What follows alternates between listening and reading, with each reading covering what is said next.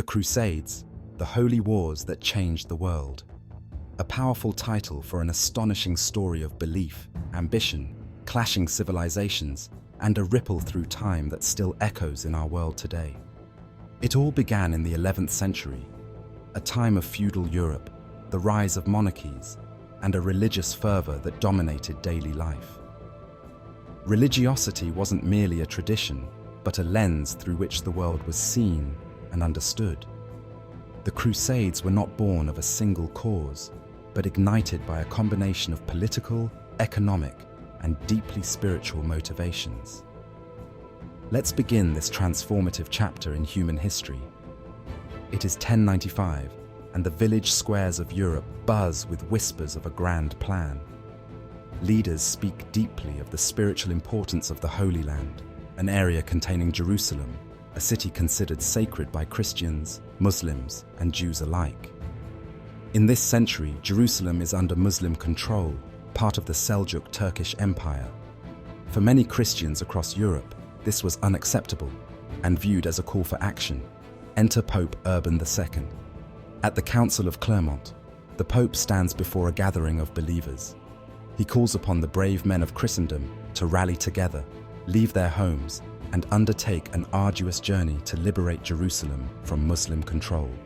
His words are fervent and persuasive, culminating in the famous rallying cry, Deus vult, or God wills it. It ignites a wildfire of enthusiasm for what would soon be referred to as the First Crusade. But let's dive deeper into the motivations. Why would thousands of knights, as well as common folk, set off on such a perilous journey? It wasn't solely about faith. Certainly, religious devotion played a major role for many. The Church offered spiritual rewards, including absolution from sins and promises of heavenly salvation. Yet, there were other incentives. The feudal system in Europe limited land ownership to a select few.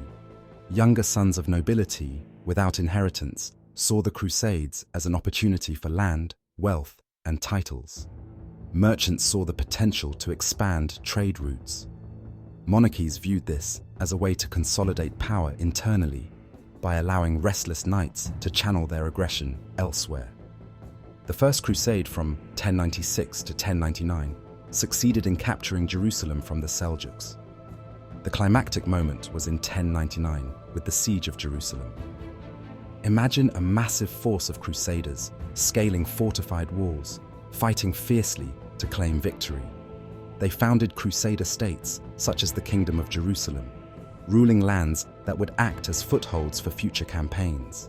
But peace was not to last. Over the next 2 centuries, 8 more major crusades ensued. Let's highlight a few. The Third Crusade, famously called the King's Crusade, took place from 1189 to 1192. This campaign saw some of history's most iconic figures: Richard, the Lionheart of England, Philip II of France, and Saladin, the Muslim Sultan of Egypt and Syria.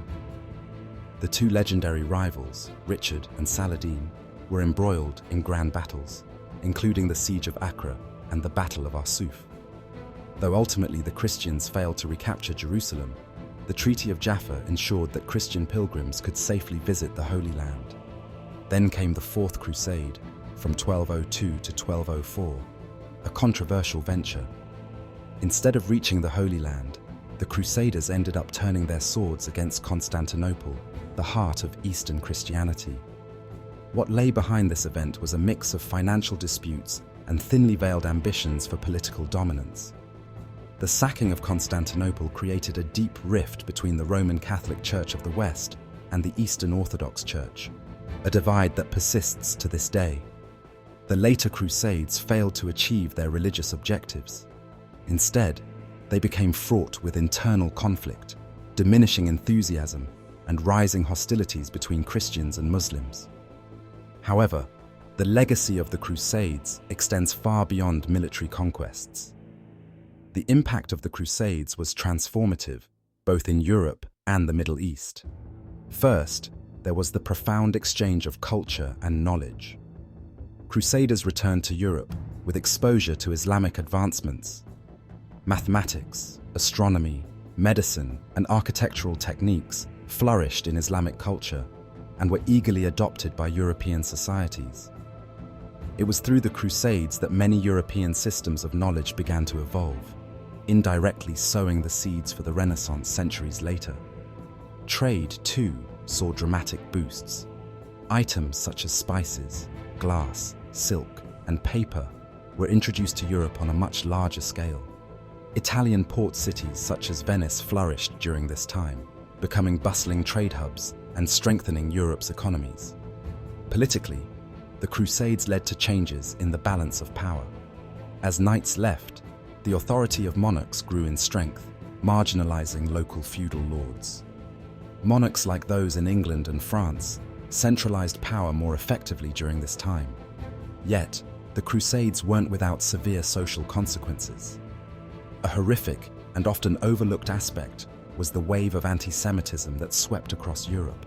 Crusaders, driven by religious zeal, viewed non-Christians as adversaries. Jewish communities suffered massacres, particularly in regions like the Rhineland. These atrocities were an ugly reminder of the darker side of such ideological movements. Moreover, the Crusades permanently altered Christian-Muslim relations. While there was cultural exchange, there was also deep-seated mistrust and animosity fostered over 2 centuries of conflict. The Middle East today still bears scars of these interactions, as echoes of historical grievances find their way into modern geopolitics. Now, let's contemplate the legacy and controversies of the Crusades. Historians continue to debate their true nature.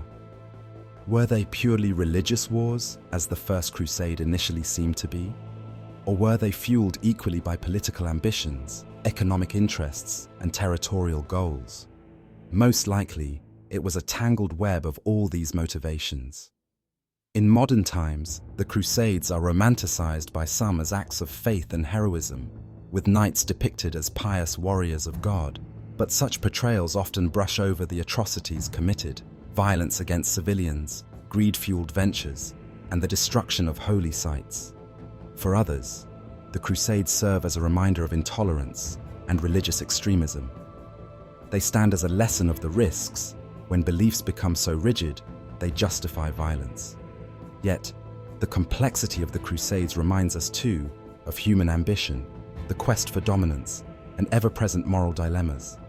We find national heroes on both sides of the Crusades.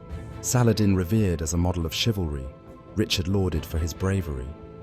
But beneath these iconic figures were millions whose lives were forever changed by the conflict, willingly or unwillingly. Today, the history of the Crusades is an opportunity for reflection on how humanity learns and progresses, or fails to, through its most challenging chapters. While the Crusaders believed they were fighting for a divine cause, we, in hindsight, might view their actions as more complex. The Crusades were undeniably a turning point in history, drawing Europe and the Middle East into entangled relationships that define their political and cultural dynamics even now.